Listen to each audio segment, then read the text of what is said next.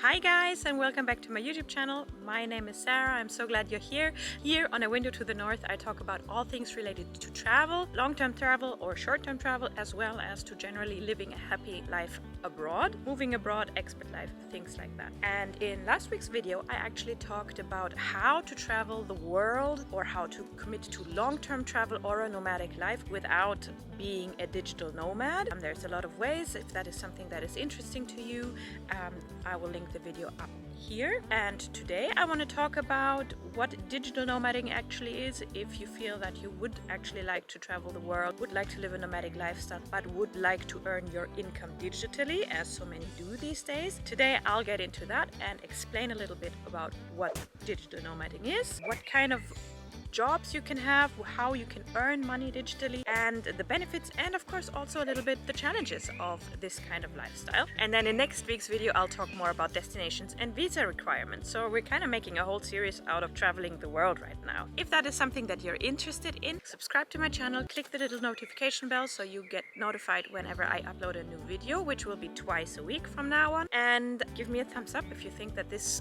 content was valuable to you. Without further ado, let's get right into it. What actually is digital nomading? Digital nomading, I guess the quickest way and easiest way to explain it is to work location independent while earning your income digitally. Now, this would mean that you could travel your own country, but it also means that you could travel technically the world while working from your laptop and thus having a lot of time to visit different places while earning income with your mobile device, typically your laptop. So the only thing that you really require is a functioning internet connection. There are several reasons why this has become very popular. Number one would be that depending on which location you choose and depending on in which currency you are being paid, you can actually achieve a relatively high life standard if you choose to live somewhere that has a lower cost of living but are being paid in a stronger currency. So let's say you are from the US or you're from the Eurozone and you get paid in US dollars or euros, for example, and choose to live somewhere where the general cost of living is a lot lower, as for example, many people choose, for example, Eastern Europe or Southeast Asia, then you could afford a lot more with the money that you are being paid than you could back home, and therefore would reach a higher standard of living. Also, of course, another benefit is you get to travel the world, you get to experience new places, and thus have the time to do both, to live and experience new places as well as to work and make an income and finance your travels like that.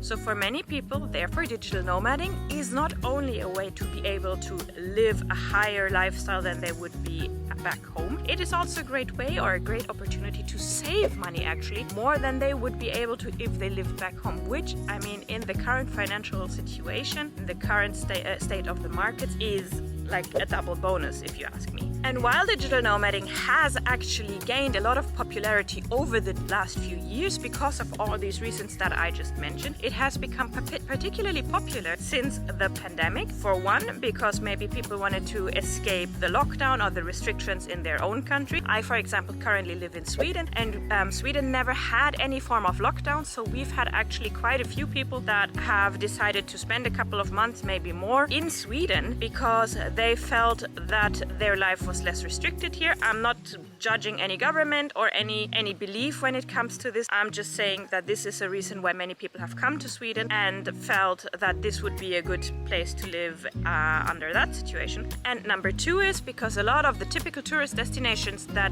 require tourism as a big part of their GDP have lost a lot of tourism income and have therefore tried to figure out new ways to fuel their economy, and a lot of them have actually come up with very interesting opportunities for digital nomad, freelancer visas, digital nomad visas, which is something that we will go into more detail in the next video that I'm going to be releasing. So like I said, if this is something that is interesting, subscribe to the channel and we'll get more into detail with that next video. So I guess now you're wondering, how can you actually finance this lifestyle? And the first way to do so is to freelance, as in you have a skill that you can monetize and you're offering this on a freelance platform. This could, for example, example, be common ones are Upwork or Fiverr, where you offer your services as an independent company, as an employee to yourself, so to say, and people will pay your services project-based. So this could be maybe web design, this could be you could work as a personal assistant to somebody, it could be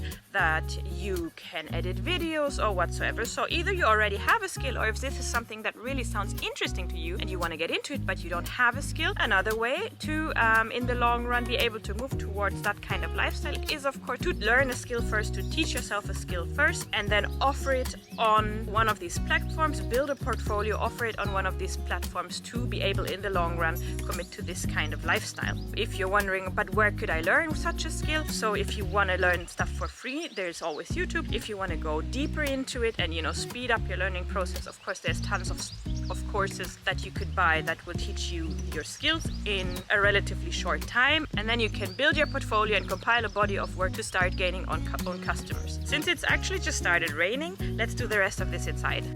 Another option could be to tutor, as in to offer to teach other people online. I mean, nowadays with Zoom and all the other online learning platforms, it is easy to set up. And depending on what kinds of skills you have, you could, for example, tutor your own language. italki, for example, is a website where native speakers can teach people that wish to learn their language. It is also a great resource if you wish to learn another language. So there you basically just offer to teach people for an hourly fee. I'll link them down below, since like I said, also think that they're a fantastic resource if you wish to learn a different language. And if it's not languages that you wish to teach, I mean, there's tons of things that you can teach people. If you're good at math, teach people math. If you have a higher degree of education yourself, teach university students, offer tutoring classes for university students in your area of expertise. Help people maybe with their SATs. Help middle school kids and offer tutoring languages for lessons for them. Heck, if you're a teacher, maybe you could even offer support to homeschooling families. There's lots of opportunities. So if teaching is something that you would like to get into, think a bit about your skill set and how you could offer this as an online-based learning service to others. And there you have at least a side hustle, if not a constant stream of income that you could digitally use to at the same time earn money and travel the world or live the nomad lifestyle. And if freelancing and teaching are not really your gig, there's always the option of creating an online business and selling a product, be that a digital one or a physical one. This you could do, for example, by dropshipping or opening an Etsy store. Again, there's tons of videos on YouTube if you want to know more about this, if you want to see how you get started. There's courses and videos that could teach you this, so that you could start this as a side hustle and then slowly build it up. And next you could make money as a content creator, so start a blog, a YouTube channel, Instagram account, TikTok account, and make money either through affiliate marketing or find other ways to sell and market your knowledge there. And if you're more of a creative person and you're good at taking photos or making videos, you can even sell your videos and photos that you're taking during your travels on stock photo and stock video websites. So again, there's so many ways these days that you can make money online and through that finance your travels. And like I said, depending on where you will live, you won't even have to make as much money as you would possibly have to make growing your business back home, where your cost of living is so much higher than it might be in other places. Benefit number one would be that you have the opportunity to travel, to afford to travel and experience a lot of new places. Number two would be that oftentimes, depending on where you go, there are certain digital nomad hubs, as in places where it is easy to live and, where maybe because of the way that you get the visa or because of the cost of living. So these usually have rather big digital nomad communities, and therefore you will be in a hub together with a lot of people that have the same mindset, the same lifestyle, that are striving for the same kind of creativity. And this really might actually propel you forward in your own journey. I mean, there's the saying that you are the average of the 5 people that you surround yourself with or that are closest to you. So imagine if you are in a community full of other super creative, super driven people that follow this kind of lifestyle and that follow their dream of building a business, building their livelihood while experiencing the world. This will trigger your own creativity and your own drive even more, and might actually be a great growing soil. Can you say that in English? A a great place for you to grow yourself and to grow your business and to broaden your mindset and your mind. And the next one is the cost of living that I've also mentioned before, but let's get a bit deeper into that. I mean, right now with the current state of the world, everything gets more expensive. People don't know how to afford, their basic lives, and people are scared. So in this kind of financial environment, it's hard enough to actually make a decent living, but it is even harder to actually be able to save money for the future. Number 3, should you have a dream of a side hustle, a business idea, something that you feel that you have a calling for, but you feel like you can't pursue back home or can't pursue and make a living off where you're currently living, this is your chance. This is a way to be able to do so abroad, where again you might not need as high of a level of income from the get-go in order to be able to live from this. Another great benefit of this lifestyle is that it makes you focus on the necessities in life, on the essentials, be that by choice or by necessity. Because if you choose to live a digital nomad lifestyle, lugging 15 pieces of luggage around wherever you go, whenever you have to move housing, location, or country, is going to be a drag. No pun intended. Dragging around, you get it. Anyways. So, I actually made a video about this also because I think this relates to any and all moving abroad, and I think this is something that makes us all happier and gives us more space in our lives. So, video is up here about the things that you should do before moving abroad. Meaning that when you move, be that as a digital nomad, particularly as a digital nomad, but also if you move abroad otherwise, you should before that go through your belongings, really purge, get rid of everything that you don't need, declutter, give to charity, because again, you don't want to lug everything around, you don't want to ship everything to wherever it is that you have to go or that you want to go, and you don't want to pay tons of money in storage fees, because at that point, things are collecting dust. I'm not saying that if it's something that has some deep emotional value to you, of course keep it, but a lot of things that we never use, and while we're not using them, we're also not missing them. So just give them away or sell them to build up your travel funds. And digital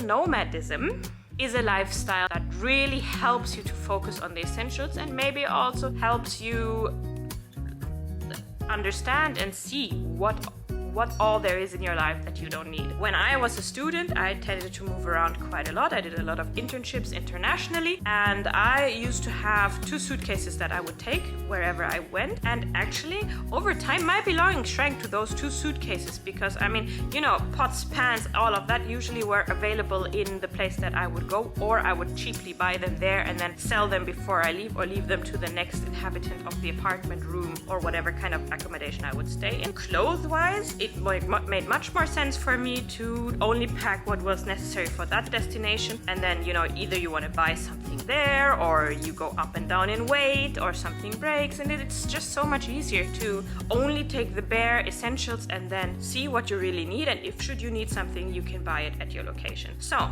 minimalism is something, and the focus on essentialism is something that is really also attended or unintended side effect of digital nomadism. Okay, so now let's quickly talk about the challenges of this kind of lifestyle, and then I will quickly touch upon a way that you could actually also kind of live the nomadic lifestyle without having to quit your job if you're really happy in your job and you don't want to, create a side hustle and earn your own business, build your own business and stuff like that. But again, let's talk about the challenges of this lifestyle first. I personally love traveling. I love experiencing the world. I've been living in different places since childhood, and I guess that kind of put the nomad bug in my blood. But I am not saying that living this kind of lifestyle is not also challenging. What I mean is some common challenges. Of course, it might be difficult for you to not have a home base as such. You might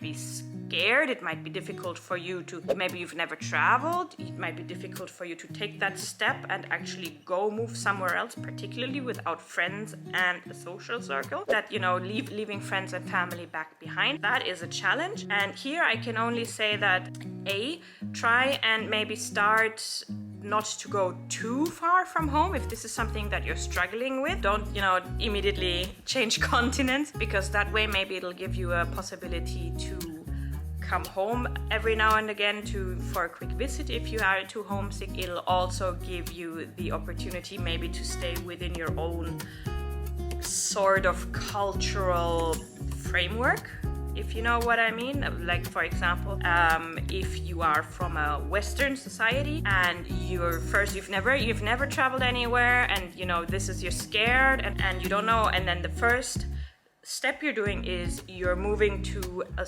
society and a culture that is completely different from your own. This is a big cultural shock.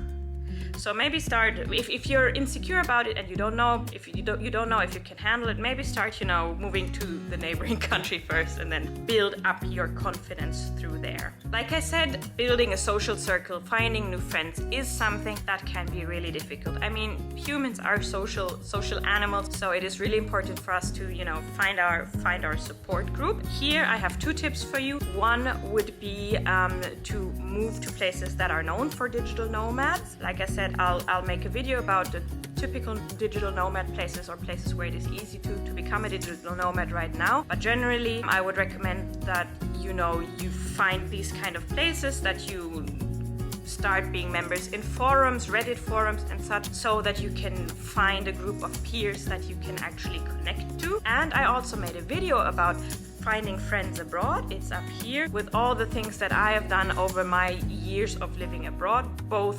as a student and a solo traveler, as well as now that I am a mom. Accommodation is another challenge if you want to, of course. Accommodation, if you travel and you don't know how to find housing, where to stay, where to sleep, that is a big challenge. Again, I've made a video about that. Actually, I think it's getting a bit cluttered if I keep pointing up there, so let's just say that I'll link all the videos down below that I am mentioning here. How to find accommodation when traveling short or long term, or moving abroad. Another challenge that you might encounter is, of course, visa restrictions, or getting a visa in general. Here there isn't really a straight answer, because whether or not you're getting a visa very much depends on your country of origin, which country you're holding a passport for. But of course, there is countries that are easier to get visas to than others, and like I said, I will be mentioning a few countries in the next video that are basically at the moment really fighting for getting digital nomads, and therefore make it easier for most people to actually acquire visas. Last but not least, let's talk about digital nomadism and families. Let's say you either have a family and you want to be a digital nomad, or maybe you think that is a lifestyle for you, but you wonder how on earth could you be in a relationship / have a family while doing this. Well, first of all, be in a relationship, you know, there's different ways. If you already are in a relationship, hopefully your significant other would want to join you. Hopefully this is something that you could see doing together.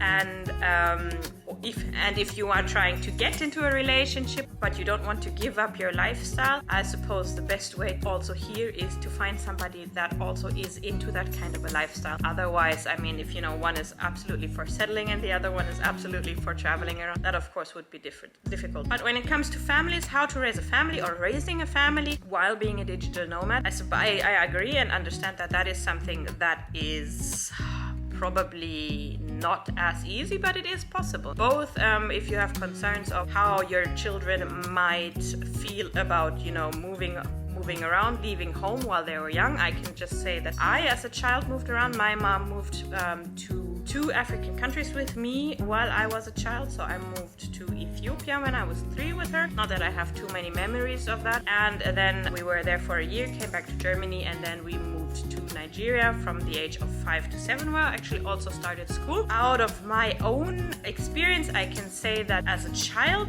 you know, it was a bit of an adventure, and I didn't fully grasp the enormity of it, I suppose. And for me, it was great fun. I just enjoyed life there. But of course, I cannot tell you how difficult it might have been for my mom on some days and in some terms. But if you are a digital nomad family and you wish to raise kids while moving around, your best option would probably be homeschooling. So you would have to either have one parent that is continuously responsible for raising raising and educating the children while the other one works, or you could take turns. It is possible, and you will of course be able to provide a lot of value to your children and a lot of experiences that they won't make if they stay at home. But it is something that you need to be aware of, and that you of course need to think a bit more about when you have, you know, children that also are part of this decision. But just to let you know that there is families that do this, and that there are families that that even blog about this. So if this is something that you are considering, I would recommend that you maybe either ask questions in one of the Digital Nomad forums, or, you know, research a little more, but that is an option. So if you've gotten value out of this video, I would really appreciate it if you would give me a thumbs up and subscribe to my channel, plus click the little notification bell. That way my channel can grow and I can provide this information to more people. The YouTube algorithm really likes the thumbs up, and we would see each other here on a regular basis. But as I promised, there's also a way to become a digital nomad without having to quit your job, of course, depending on what kind of job you have, and that is to negotiate location-independent employment with your employer. And here again, the pandemic kind of has opened the doors a bit wider to this kind of lifestyle, and I personally honestly believe that a nomadic lifestyle, or the chance of location-independent working, will grow and is the way of the future, which is why I'm so excited about this whole topic also. But the pandemic has of course opened the doors. Then people have been working from home for years now, and all the infrastructure, the technological infrastructure is in place by now. So if you can manage to negotiate with your employer that you provide the same value of work for them, and it doesn't really matter to them from where you do it, that is also a way to be able to live a rather nomadic lifestyle and travel while working. If this solution is something, or this path is something that speaks to you more than the idea of being self-employed, I can recommend Tim Ferriss to you. His book, The 4-Hour Work Week, is, I suppose, the most influential book when it comes to this idea and this kind of lifestyle. I'll link it down below, or if you would like to listen to it on Audible, if you don't have an Audible account yet, you get one free audiobook when you sign up for an Audible trial. I truly found this book eye-opening, and like I said, he probably is one of the biggest names with this book in that area, although he has done a lot of other interesting stuff as well. But if working for your employer and trying to, you know, travel at the same time without quitting your job but still being location independent is your goal, Tim Ferriss's book is something that I can warmly recommend here. With this video, I hope I had the possibility to open your mind and eyes towards all the possibilities that there are when it comes to working and traveling and experiencing the world that we live in. I hope that I could inspire you, that, you know, I could lift you up a little bit and give you fodder for doing your own research, and at least considering that if this has been your dream, to take the next step. That I'll say bye for today, and I hope you keep exploring.